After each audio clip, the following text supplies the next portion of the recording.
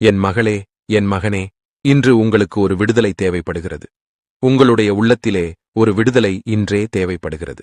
என் ஜனமாகிய உங்களுக்கு இருக்கக்கூடிய பிரச்சனைகளை குறித்து வெளியில் சொல்லக்கூட பயமாக இருக்கிறது என்று கலங்கி கொண்டிருக்கிறீர்களா? அப்படிப்பட்ட என் ஜனங்களுக்கு கர்த்தராகிய நான் சொல்லுகிறேன், இன்று உங்களுடைய விடுதலையின் நாள். என் மகளே, என் மகனே, உங்களுக்கு இருக்கக்கூடிய கலக்கம், பயம், மன அழுத்தம், வேதனை, இவைகளில் இருந்து விடுதலை பெற முடியாமல் தவித்துக் கொண்டிருக்கிறீர்களா? என் ஜனமாகிய உங்களுக்கு நான் சொல்லுகிறேன், இவைகளில் இருந்து உங்களுக்கு இன்றே விடுதலை உண்டாகும். உங்களுக்கு வேதாகமத்தில் இருந்து சொல்லுகிறேன். 2 கொரிந்தியர் 3ஆம் அதிகாரம் 17ஆம் வசனம். கர்த்தரே ஆவியானவர். கர்த்தருடைய ஆவி எங்கேயோ அங்கே விடுதலையும் உண்டு என்று எழுதியிருக்கபடியாக, என் ஜனமாகிய நீங்கள், கர்த்தாவே, எனக்கு இன்று ஒரு விடுதலை தாரும் என்று என்னை நோக்கி ஜெபம் செய்யும் பொழுது, உங்களுக்கு என்னுடைய பரிசுத்த ஆவியினை உங்களுடைய உள்ளத்திலே இறக்கி, உங்களுக்கு இருக்கக்கூடிய காரியத்திலே இருந்து உங்களை விடுவித்து உங்களை காத்துக் கொள்வேன் என்று உங்களுக்கு வாக்கு கொடுக்கிறேன். என் மகளே, என் மகனே என்று ஏதோ ஒரு பாதிப்பிலிருந்து உங்களுக்கு ஒரு விடுதலை தேவை. பரிசுத்த ஆவியானவரின் வல்லமை உங்களுடைய உள்ளத்தில் இறங்கும் பொழுது உங்களுக்கு அப்பொழுதே விடுதலை உண்டாகும் என்று நான் சொல்லுகிறேன். என் மகனே, என் மகளே, நீங்கள் தேவ பிரசன்னத்தில் வரும்பொழுது, பரிசுத்த ஆவியானவரின் வல்லமை உங்களுக்குள் இறங்கும் பொழுதுதான் உங்களுக்கு விடுதலை உண்டாகும்.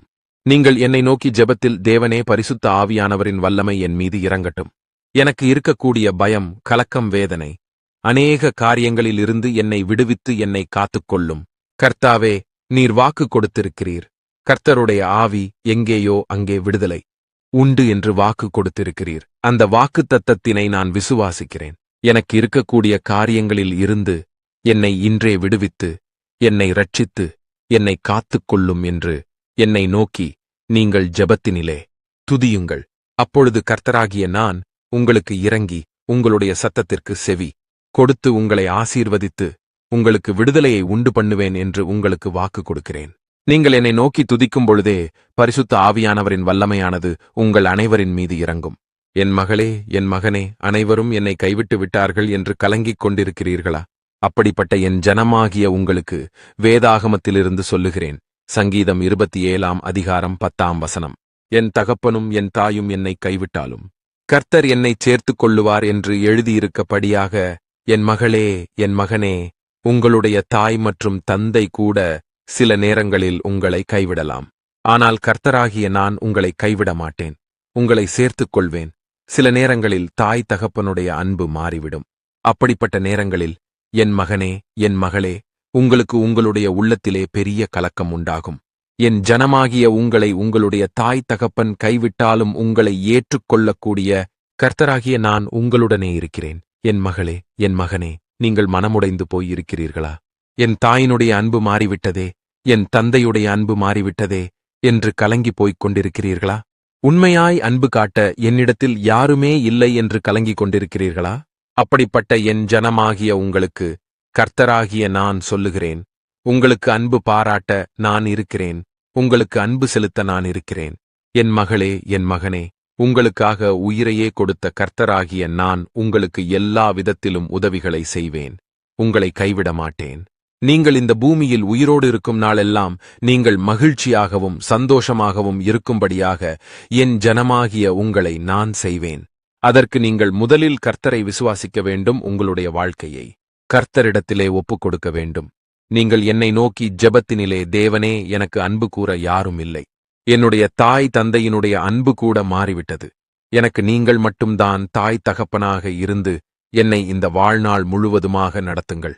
என்னை கைவிட மாட்டேன் என்று வாக்கு கொடுத்திருக்கிறீர்களே, அந்த வாக்கு தத்தத்தினை நான் விசுவாசிக்கிறேன் என்று என்னை நோக்கி நீங்கள் ஜெபத்தினிலே ஆராதியுங்கள். அப்பொழுது உங்களுடைய ஜெபத்திற்கு பதில் தருகிறேன். உங்களுடைய சட்டத்திற்கு செவி கொடுத்து உங்களுக்கு இறங்கி உங்களுக்கு இன்றைய அற்புதங்களையும் ஆசிர்வாதங்களையும் வழங்குகிறேன் என்று வாக்கு கொடுக்கிறேன். என் மகளே, என் மகனே, நீங்கள் யாருக்காகவும் பயப்படாதீர்கள். உங்களுடைய சத்துருக்களைக் கண்டு பயப்படாதிருங்கள். என் ஜனமாகிய உங்களுக்கு வேதாகமத்திலிருந்து சொல்லுகிறேன். எரேமியா 1ஆம் அதிகாரம் 8ஆம் வசனம். நீ அவர்களுக்கு பயப்பட வேண்டாம். உன்னை காக்கும்படிக்கு நான் உன்னுடனே இருக்கிறேன் என்று எழுதியிருக்கபடியாக, என் மகளே, என் மகனே, நீங்கள் மற்றவர்களுக்கு பயப்படாதிருங்கள். நீங்கள் நேர்மையாகவும் நீங்கள் வேதாகமத்தின்படி வாழும் பொழுது எதற்காக மற்ற மனிதர்களிடத்தில் பயந்து கொண்டிருக்கிறீர்கள்? என் மகளே, என் மகனே, நீங்கள் வேலை செய்யக்கூடிய இடத்திலே, நீங்கள் தொழில் செய்யக்கூடிய இடத்திலே, நீங்கள் படிக்கக்கூடிய இடத்திலே, நீங்கள் நேர்மையாகவும் கர்த்தரிடத்திலே விசுவாசமாகவும் இருக்கும் பொழுது ஏன் மற்றவர்களுக்கு பயந்து கொண்டிருக்கிறீர்கள்? என் மகளே, என் மகனே, நீங்கள் பயப்படாதீர்கள். என் மகளே, என் மகனே, நீங்கள் யாரோ ஒருவரால் உங்களுக்கு ஆபத்து ஏற்படப் போகிறது என்று எண்ணி கலங்கிக் கொண்டிருக்கிறீர்கள் அல்லவா? அப்படிப்பட்ட என் ஜனமாகிய உங்களுக்கு நான் சொல்லுகிறேன், நீ பயப்படாதே. நீ அவர்களை குறித்து கலங்கிக் கொண்டிருக்காதே. என் மகளே, என் மகனே, உங்களை காக்கும்படிக்கு நான் உங்களுடனே இருக்கிறேன் என்று நான் வாக்கு கொடுக்கிறேன். என் மகளே, என் மகனே, உங்களை பாதுகாக்க என்ன செய்ய வேண்டும் என்று கர்த்தராகிய எனக்குத் தெரியும். யாரைக் கொண்டு உங்களை பாதுகாக்க வேண்டும் என்பது எனக்குத் தெரியும். அதனால் என் ஜனமாகிய நீங்கள் உங்களுடைய வேலையிலே, உங்களுடைய வியாபாரத்திலே, உங்களுடைய ஊழியத்திலே, உங்களுடைய வாழ்க்கையிலே நீங்கள் வசிக்கக்கூடிய இடத்திலே எந்த ஆபத்தினை குறித்தும் பயப்படாமல் இருங்கள். நீங்கள் என்னை நோக்கி ஜெபத்தினிலே, ஆண்டவரே, நீர் என்னை பாதுகாக்கிற தேவன், நான் பயப்பட மாட்டேன், நான் உங்களை விசுவாசிக்கிறேன், எந்த மனிதருக்கும் பயப்பட மாட்டேன், என்னை பாதுகாப்பதற்கு நீங்கள் என்னுடனே இருக்கிறீர்கள் என்று நான் உங்களை விசுவாசிக்கிறேன், நீங்கள் எனக்கு இருக்கக்கூடிய எல்லா சூழ்நிலைகளையும் மாற்றுவீர்கள் என்று உங்களை விசுவாசிக்கிறேன் என்று என்னை நோக்கி ஜெபத்தினிலே துதியுங்கள். அப்பொழுது நான் உங்களுக்கு இறங்கி ஆசீர்வாதங்களையும் அற்புதங்களையும் உண்டாக்கி உங்களை பாதுகாத்துக் கொள்வேன். என் ஜனமாகிய நீங்கள் அழுது கொண்டிருப்பதனால் உங்களுக்கு எப்படி நன்மை உண்டாகும்? உங்களுக்கு வேதாகமத்தில் இருந்து சொல்லுகிறேன். ஏசாயா 57:18 திரும்பவும் அவர்களுக்கும் அவர்களிலே துக்கப்படுகிறவர்களுக்கும் ஆறுதல் அளிப்பேன் என்று எழுதியிருக்கபடியாக துக்கப்படுகிற உங்களுக்கு திரும்பவும் ஆறுதல் அளிப்பேன் என்று கர்த்தர் ஆகிய நான் உங்களுக்கு வாக்கு கொடுக்கிறேன். என் மகளே, என் மகனே, நான் உங்களை திரும்பவும் ஆசீர்வதித்து உங்களுக்கு திரும்பவும் ஆறுதல் அளிப்பேன். ஏனென்றால் கர்த்தராகிய நான் ஆறுதலின் தேவன். கலங்கிக் கொண்டிருக்கிற என் ஜனமாகிய உங்களுக்கு ஆறுதல் அளிக்கிற தேவன். பாவத்தினால் பாதிக்கப்பட்டு அந்த பாவத்தினால் கண்ணீர் வடித்துக் கொண்டிருக்கிற என் ஜனமாகிய உங்களை பார்த்து கர்த்தர் ஆகிய நான் சொல்லுகிறேன், மகளே, மகனே, உங்களுடைய பாவம் மன்னிக்கப்பட்டுவிட்டது. நீ சமாதானத்தோடு செல்லுங்கள், உங்களுடைய பாவம் மன்னிக்கப்பட்டுவிட்டது. என் மகளே, என் மகனே, யாருமே எனக்கு ஆறுதல் சொல்ல ஆளில்லை என்று தனியாக கலங்கிக் கொண்டிருக்கிறீர்களா? எனக்கு இருக்கக்கூடிய பிரச்சனைகளை யாரிடத்தில் சொல்லி யாரிடத்திலிருந்து ஆறுதல் பெறுவது என்று தெரியாமல் கலங்கிக் கொண்டிருக்கிறீர்களா? அப்படிப்பட்ட என் ஜனமாகிய உங்களுக்கு கர்த்தராகிய நான் இருக்கிறேன். நீங்கள் உங்களுக்கு இருக்கக்கூடிய கலக்கத்தினை குறித்தும் உங்களுக்கு இருக்கக்கூடிய அநேக பிரச்சனைகளை குறித்தும் என்னிடத்திலே நீங்கள் ஜெபத்தினிலே சொல்லுங்கள். நானே உங்களுக்கு ஆறுதல் செய்யும் தேவன். நீங்கள் நினைக்கலாம், என்னை அநேக ஜனங்கள் துக்கப்படுத்திவிட்டார்கள், நான் ஏன் வாழ வேண்டும், எனக்கு இருக்கக்கூடிய பிரச்சனைகளை புரிந்து கொள்ள யார் இருக்கிறார்கள் என்று புலம்பிக் கொண்டிருக்கிறீர்களா? அப்படிப்பட்ட என் ஜனமாகிய உங்களுக்கு கர்த்தராகிய நான் சொல்லுகிறேன், நான் உங்களுக்கு அருகில் வந்து, என் மகளே, என் மகனே, உங்களுக்கு நான் இருக்கிறேன். நான் உங்களை புரிந்து கொள்ளுகிற நல்ல தகப்பனாக இருப்பதினால் உங்களுக்கு இருக்கக்கூடிய அநேக காரியங்களை குறித்து நீங்கள் என்னிடத்திலே ஜெபத்தினிலே சொல்லுங்கள். அப்பொழுது உங்களுடைய அழுகைக்கு பதில் தருகிறேன். மகளே, மகனே, அழாதே, ஏன் துக்கப்படுகிறாய்? துக்கப்படாதே, உனக்காக கர்த்தராகிய நான் எல்லாவற்றையும் செய்வேன் என்று உங்களுக்கு ஆறுதல் அளிக்கிறேன். என் ஜனமாகிய நீங்கள் எதற்கு கலங்கிக் கொண்டிருக்கிறீர்கள்? யார் என்ன வேண்டுமானாலும் உங்களை பேசட்டும், ஆனால் கர்த்தராகிய நான் உங்களை புரிந்து கொள்கிற தேவன். உங்களுடைய கண்ணீரை துடைக்க உங்களை ஆறுதல் படுத்த நான் உங்களுடனே இருக்கிறேன். நீங்கள் உங்கள் உள்ளத்திலே கை வைத்து என்னை நோக்கி ஜெபத்தினிலே, ஆண்டவரே, நான் ஒரு பெரிய துக்கத்தில் கலக்கத்தில் கலங்கி திக்கற்றவனாக இருக்கிறேன், நீங்கள் என்னை திரும்பவும் ஆறுதல் படுத்துங்கள், நான் உங்களை விசுவாசிக்கிறேன். ஆண்டவரே, எனக்கு இருக்கக்கூடிய துக்கத்தினை மாற்றும், எனக்கு இருக்கக்கூடிய கண்ணீரை மாற்றும் என்று என்னை நோக்கி நீங்கள் துதியுங்கள்.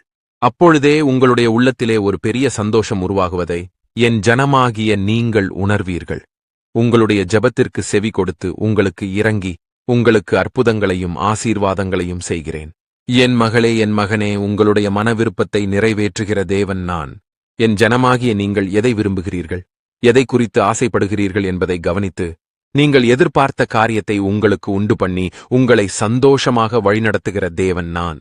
உங்களுக்கு வேதாகமத்திலிருந்து சொல்லுகிறேன். சங்கீதம் 20:4 அவர் உமது மனவிருப்பத்தின்படி உமக்கு தந்தருளி உமது ஆலோசனைகளையெல்லாம் நிறைவேற்றுவாராக என்று எழுதியிருக்கபடியாக, என் மகளே, என் மகனே, உங்களுடைய மன விருப்பத்தின்படி உங்களுக்கு தந்தருளி உங்களை ஆசீர்வதிப்பேன் என்று உங்களுக்கு வாக்கு கொடுக்கிறேன்.